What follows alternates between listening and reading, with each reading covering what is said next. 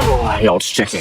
Any lucky lady gonna get the midnight kiss? You have an excuse to kiss the girl of your dreams. Y2K is real! Something in that?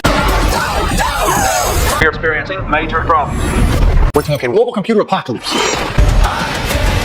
I can't knock down. I get up again. What if Y2K wasn't the hero, but the villain all along? This recap is about to start a war in the comments. The film opens on December 31st, 1999.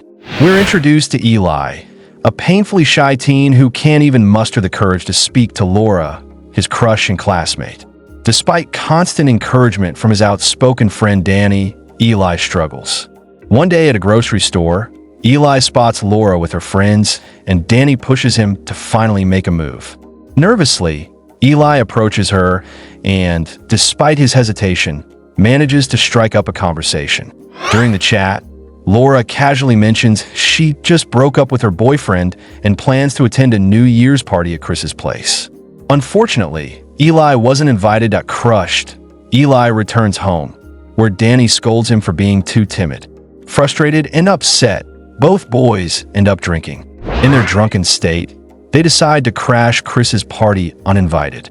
At the party, Eli attempts to talk to Laura again, but gets interrupted when Chris swoops in and whisks her away. Disheartened, Eli moves toward Danny, only to find his friend roasting him in front of some girls. Elias moodvorsens.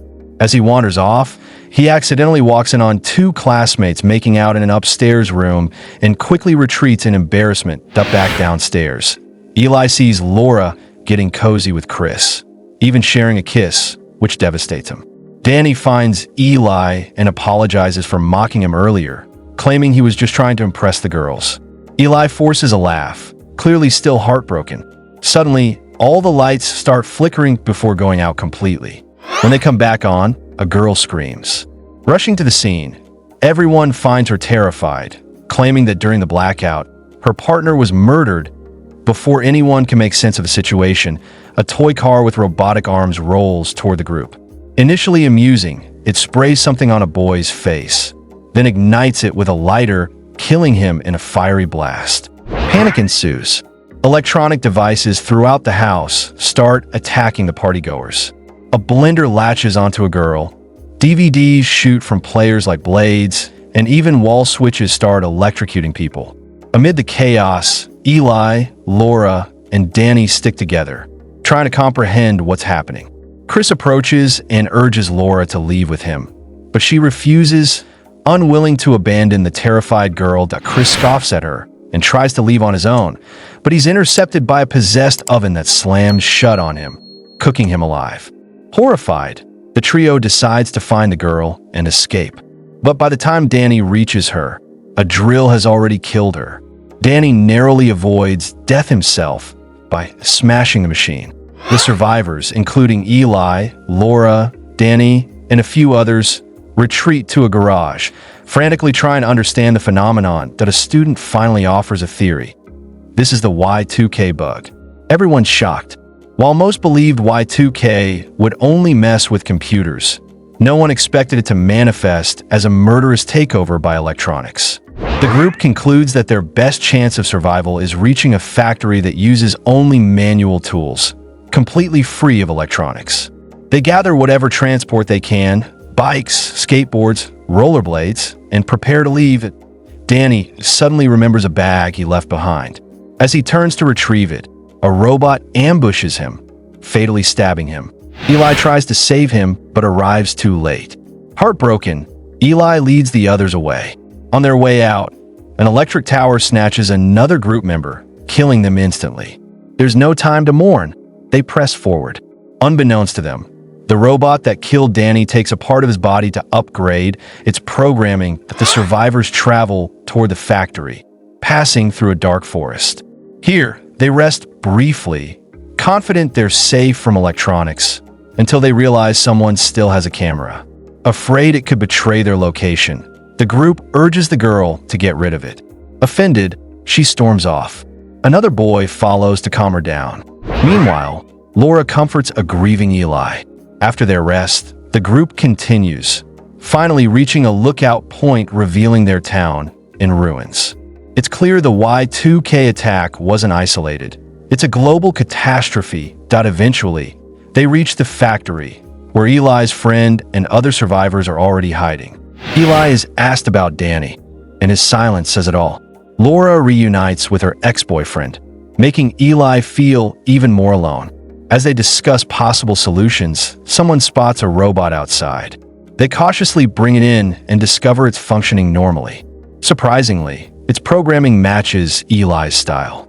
He recalls that Laura is the better coder, and she might be able to hack the system. Hesitant but determined, Laura begins working on a code to stop the attack. While Laura codes, the robot reveals the cause of the uprising. Humans created the internet for convenience, but misused it.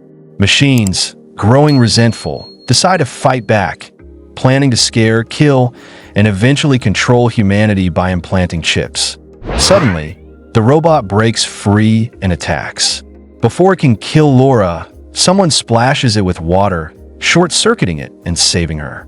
Unfortunately, Laura's code is lost as the group decides to stay put for the night. Eli watches Laura grow close to her ex again and feels more isolated than ever. He resolves to stop moping and take action, choosing to help other survivors. He gathers a small group and sets off into the night. Laura tries to stop him, worried for his safety.